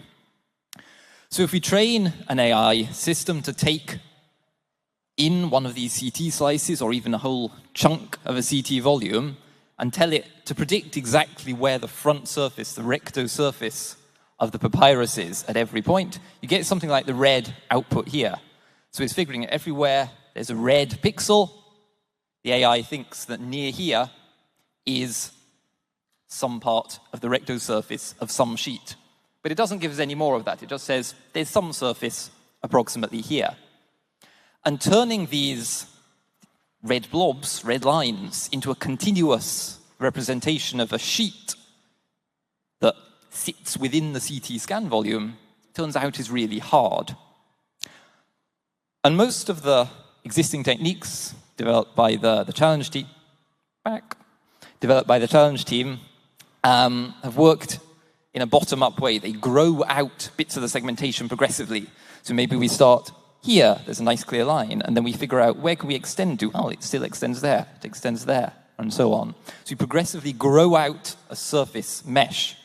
And in particular, Hendrik Schilling here and Sean have done great work on VC3D, allowing us to automatically grow segmentations from the bottom up. However, there are always problems with this. Like sometimes these predictions go missing. We know the sheets have to pass through here, but they're just, the AI has missed them. It's left a gap. Or maybe we feed it more data, maybe it can solve that. But so far, we still have these gaps, these errors. And for the results we presented this morning on PHerc Paris 4, we've taken quite a different approach to creating this representation of the surface within the volume. And that is a top-down approach, an approach that uses our intuitive human knowledge about how a scroll is, how it physically exists. This is not a purely data-driven AI approach where we just feed it lots of volumes and say, go learn some stuff. But instead, we're injecting a bit of our human knowledge about the physical shape of a scroll into the system. And so, in particular, we know that, at least in some idealized sense, the scroll was a big, long rectangle, approximately, of papyrus that was then rolled up, and the papyrus fibers make a sort of grid on that long rectangle. And we know that this is how a scroll approximately started. We can imagine, for the sake of mathematical niceness, that the scroll started off as a beautiful, perfect Archimedean spiral, and that Archimedean spiral is then extruded out into 3D. So it's not just a spiral in one slice, but it's a spiral that will be stretched out into the whole scan volume. So that is our Platonic ideal of what a scroll started off being. But then we also know that the volcano kind of messed this up. We no longer have beautiful, ideal, spiral-shaped scrolls. Instead, we have some horrible mashed, squished, compressed, deformed thing. And so what we want to do, and the idea of this spiral, as we call it, method, is to try and do a very abstract mathematical model of how our idealized scroll got turned into the squashed, deformed scroll that we see today. And to be clear, this is not like a real physical simulation. It's just a very abstract representation of how this nice, perfect original scroll became what we see in the scan. And what we do is we try to find, we ask the computer to find a combination of the original perfect shape of the scroll plus a model of the squishy deformation process that turned it into what we see today. And once we have that, a mathematical approximation of how the scroll got squashed, deformed, then the machine can also reverse that process. So it can figure out, for a given point in the scan volume, where that should lie in the original perfect scroll surface. And we can use that to do our virtual unrolling. So the way we do this, teeny bit of computer science here, to capture the way the scroll has been squashed, the way it's been deformed by the volcano, we use what's called a velocity field or a flow field. And this is actually an idea that comes up in various bits of science and physics, in particular in fluid mechanics, where you want to model how air is flowing over an airplane wing. At every point in 3D, you have a little arrow that defines how it's moving. In this case, what we have is everywhere in the 3D space around our idealized scroll, we have a little arrow that says how that point is going to shift, how it's going to evolve, get squished, transformed over time to form the messed up scroll that we have today. So every point of our perfect spiral will move according to this flow field. We make many little steps, slowly deforming our beautiful perfect spiral into the thing that has now been destroyed by the volcano. And the technique that we use here to slowly do this deformation is actually very similar to what's used in medical imaging. So if you have a CT scan of someone breathing, you want to, or two CT scans where someone breathes, you want to squish the lungs in the two scans to kind of align with each other. It's a similar kind of method. Specifically for the virtual unrolling then, what we want to find is the best possible set of little arrows that will produce, from an abstract ideal scroll, will produce what we can see in the CT scan. We want to find the deformation, find the squashing flow that will produce a scroll that looks like what we get out of the CT scanner. And to do this, what we do is we define a load of constraints or requirements on how the spiral, after it's deformed, should look if you visualize it in the CT scan. And these are all human-verified constraints. And they're things like, we know this little part of the CT constitutes a single surface, or we know that these points of the CT lie on a single papyrus fiber. And Sean will talk in a minute about exactly the semi-manual, semi-automated process that we use to create these constraints. The important point for the spiral stage here is we have a whole bunch of human-verified requirements saying, for example, that here in the CT scan, all these points should be on the same wrap. These points should be one wrap apart, and so on. And then we tell the machine, go figure out how to squish the perfect spiral into something that has all these properties that we've checked to produce a deformed spiral such that it matches what we observe in the scanned volume.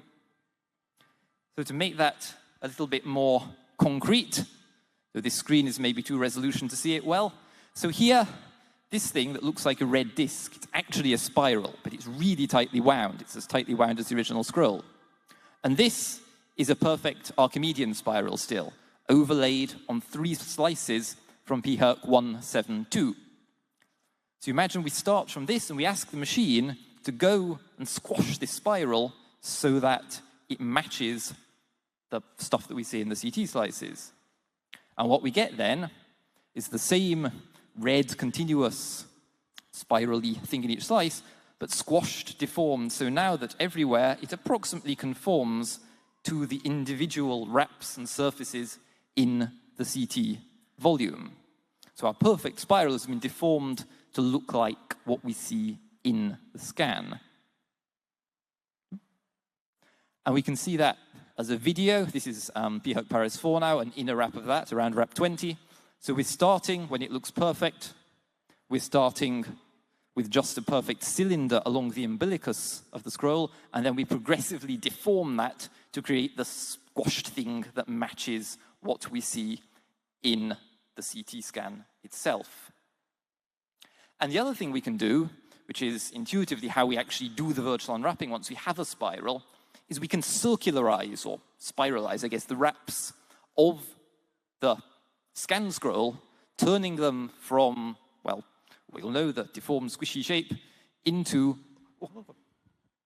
I don't fall over and die, transforming them back into a nearly perfect circular spiral-looking scroll, which you can imagine, if they'd rolled it up perfectly, might be how this scroll would have looked like if we'd scanned it 2,000 years ago.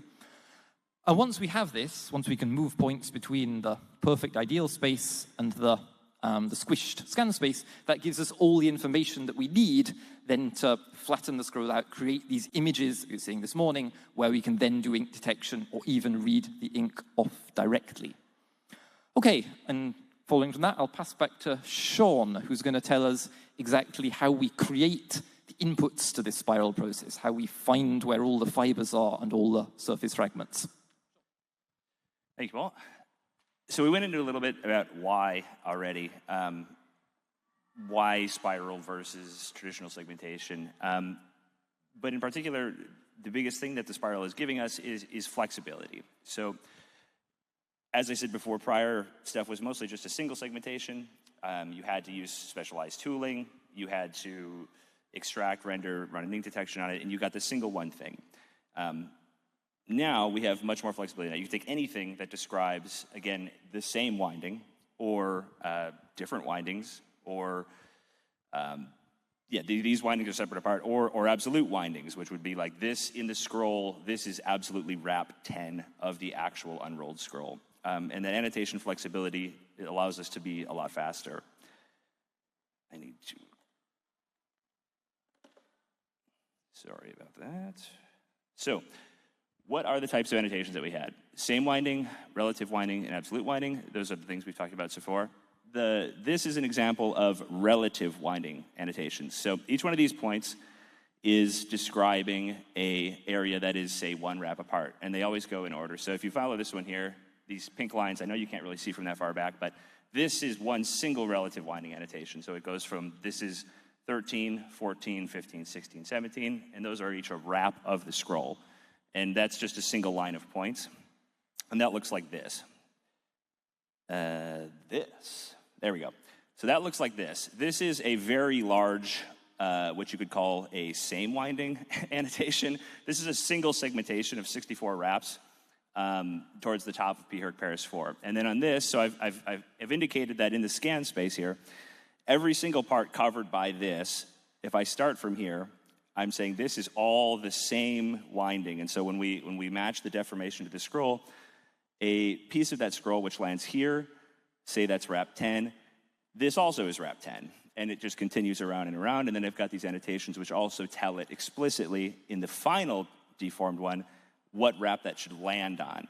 And you can see how, rather than segmenting, drawing out, if you could imagine you had to draw out this entire line, how that would take significantly longer than maybe placing 64 points.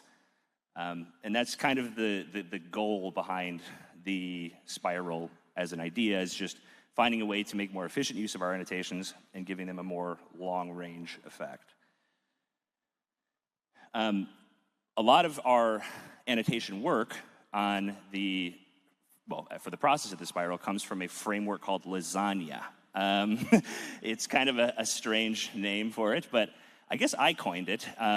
I didn't know that, but I guess I did. It's because it was initially conceived to make these very dense annotations in a single cube, and it looked somewhat like a colorful lasagna.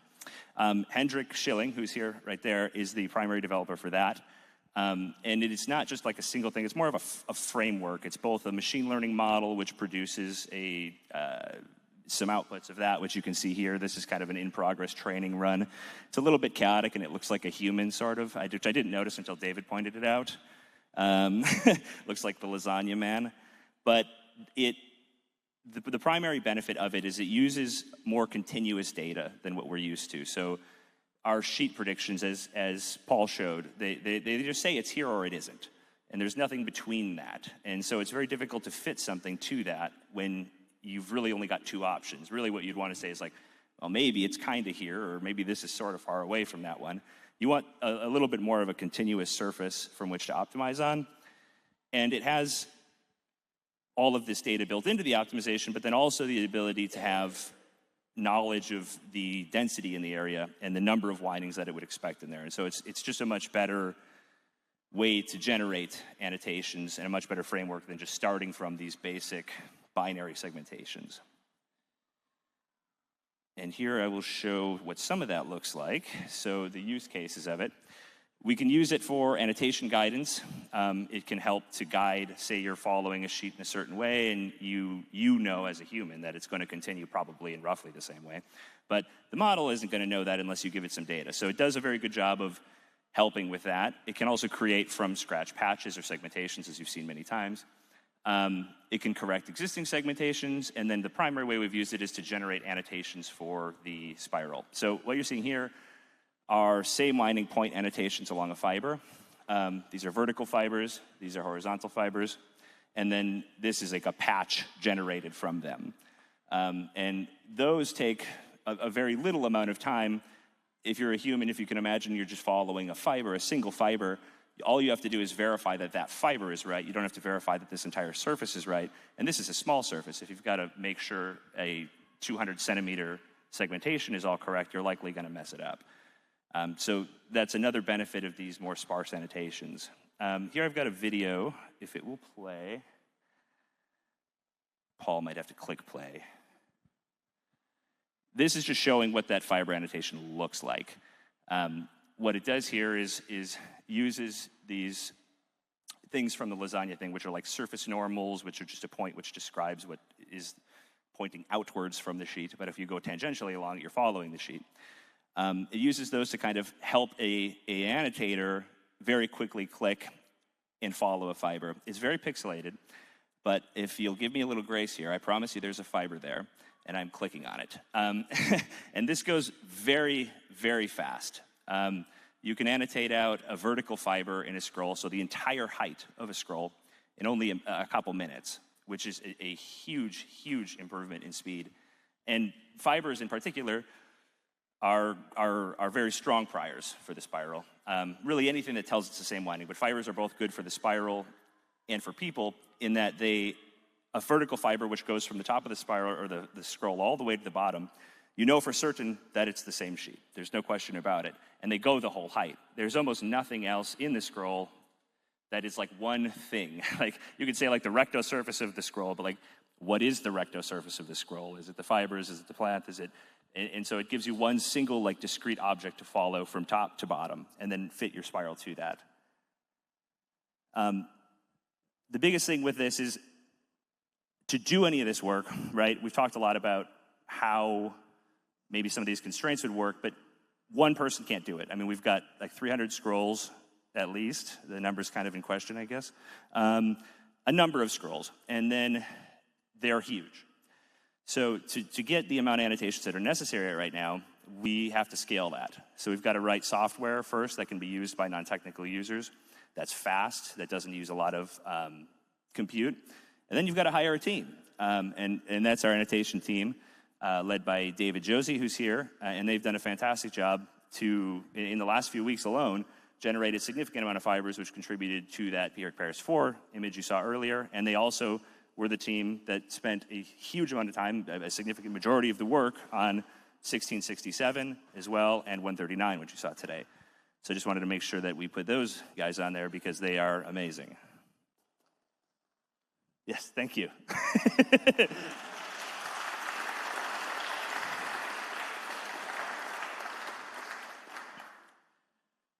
So now we'll transition a little bit into ink. So we've got our segmentation solved, at least for the purposes of right now. For the purposes of this talk, we've solved it. So we're going to move on to ink. Ink, we've done a significant amount of work on in the last year and a half or so, really since 23, but we've continued that work.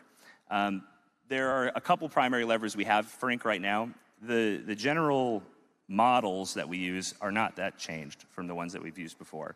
But the ways that we've driven the training are different and the annotation are different. And then also, obviously, the resolution. So the three main levers here are iterative relabeling, which I'll go into a bit later, resolution, and then a diversity of annotations. The iterative relabeling is primarily driven by a single person. Just you mark out a thing and then you label it again, and I'll show that again. The resolution, obviously, as you increase in your resolution, you can make better labels, which is huge, given that you can see the thing. And diversity annotations is just, as we get more segmentations, we have a greater area in the scroll, we have more ink, we have more labels. This is what iterative relabeling looks like. So this is PHerc 1667, which you saw earlier. This is the first model, the first label. So we had an ink detection model on scroll PHerc 16. I'll get my arm out of the way so you can see. On PHerc 1667, and we got a couple initial predictions. And so if you see model 1 there, those are the first labels we made for it. And as you go down, you can see that it gets a little bit better. Model 2, we get a little bit better prediction. We make some more labels. That one makes model 3 better, and so on and so forth. And we continue this as long as we can until the model stops getting better, or it gets worse, which does happen if your labels suck. But hopefully that's not the case. And eventually you get a model which does what we have on 1667, which we have basically completely readable text anywhere that we have segmentations that are worthwhile. Increasing resolution, as I said, it gives you both more signal in that it gives you a better chance to capture the information that actually exists in the scan, and so that increases your chances of finding it in the first place. But it also does one more thing for us, which is it increases the fidelity of the segmentation itself. Giorgio talked about this a little bit earlier, but I just want to draw a little more attention to it.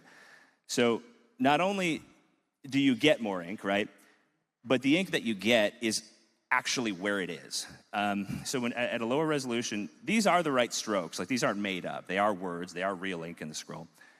But they're not quite the script that you're used to seeing. They're a little fat. They're kind of blocky, almost like Comic Sans looking. And if you label on top of those, you're drifting the shape of the letter a little bit even further. Where with such a large resolution, we're able to get exactly the stroke. There's one thing in particular that I've brought up to a couple people here, but in the epsilon in particular, on this one, not so much, but you can usually get like this really, really long stem as it comes out. And you don't get that on any of our lower resolution scans.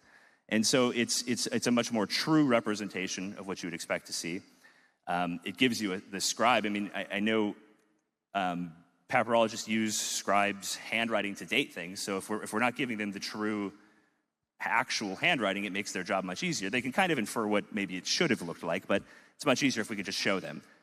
And additionally, it just looks better to me. I prefer the one on the bottom a little bit more to the one on the top, just in shape alone. So I've talked about a few things. Oh, wow, need some sort of pick. I left that in there. We don't need a pick. So scaling compute. So I've talked about, I think I told a couple of you guys here that I was writing these slides like, 30 minutes ago, finishing them. So we've talked a little bit about all of these methods, right? Ink detection, segmentation, all of this stuff. All this stuff takes a huge amount of compute, and none of it is doable if you can't actually scale it. Like, there's no point in doing this stuff if it would take 500 years to do it. And so one of the biggest things that we have to do is both, first, we write horrible research-looking code, but it kind of works. And then we pass that off to Johannes Rudolph, who's a member of the Vesuvius Challenge team, and he figures out how to wrangle our crap into something which can actually be ran on large volumes. And this is a challenge, because 2UM scans in particular are obscenely big. The uint 8 volume, if I want to get a little computer sciencey here, which is a much less expressive data type, so it has less data that it stores. It's almost not quite a downsample, but it's a smaller version of the original data, is almost 30 terabytes, which is not really a tenable amount of data. What's that? Yeah, okay. And so taking that, scaling any kind of thing that way takes a significant amount of time, significant amount of work. Johannes is amazing at it. Thank you, Johannes.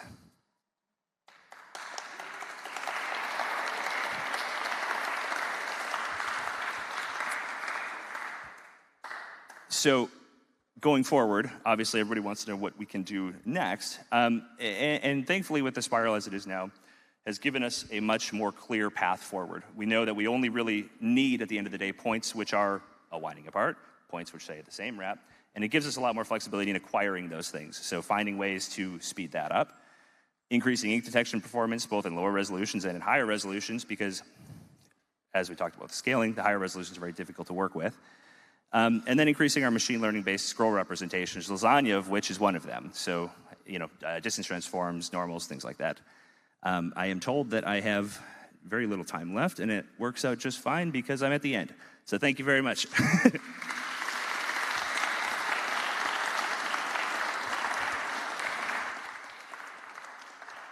So thank you, Sean and Paul, for this amazing talk.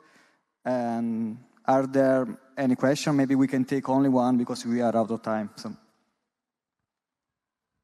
Thank you, Sean, for that fascinating presentation. It's wonderful to see how much progress has been made. I wanted to put one more thought to you tech people as a papyrologist, the business of the spiral. So we conventionally think of the roll as a spiral, but it's actually a series of spirals because they couldn't grow papyrus tall enough to make a roll, say, 16 meters long. So what they did was they took segments of the papyrus plant, flattened and put together into sheets, and then they glued those sheets to each other. So we have what are called collimator, which means glued sheets, right? So about every 10 centimeters or 20 centimeters, somewhere in that range, you're going to have an overlap where one sheet ends and a new one begins, and you're getting effectively a new scroll. I don't know, I'm interested to know how you folks face that question and what you do when you come to the overlap, which is probably about 2 centimeters between the end of one segment and the beginning of the next segment. You know, and those are very interesting places in papyrus rolls for us papyrologists. Over. There are interesting places for me as well. They're horrible. They are absolute hell. Because on the deformed scroll, now if it were a perfect scroll, they wouldn't be so bad. They would be clean. You would see an overlap. It'd be fine. It'd just be a little thicker there. On the vulcanized scroll, as it were, they split often, and it becomes very difficult to tell if it's actually a colesis or if it is two separate sheets. And also they, as you said, they just end randomly. So you can follow one thinking it's a thing for a long time and then it stops. Primarily the way we deal with them is that the models that we have trained, at least for, well, all the ones we have so far, they know what the colesis is. They've learned it implicitly, not on purpose, but we've always avoided annotating the colesis, and they've learned to do the same. But actually, I do think there's something you could do with the colesis. Like, I actually think you could leverage that information in a way, because you do know, well, this is the start of a wrap, and this is roughly a wrap. I mean, as you get to the outside, they become roughly a wrap wide, but you could extract maybe out one colema at a time. So it's both information that we could use, but also they're a driver of a lot of hours of pain. So, thank you. So, thanks. Unfortunately, we had time only for one question, so maybe you can continue later if you meet Sean and ask more questions to him and Paul. Now we are stopping for the lunch, and we will meet again at 2:15 to continue the conference. Thanks.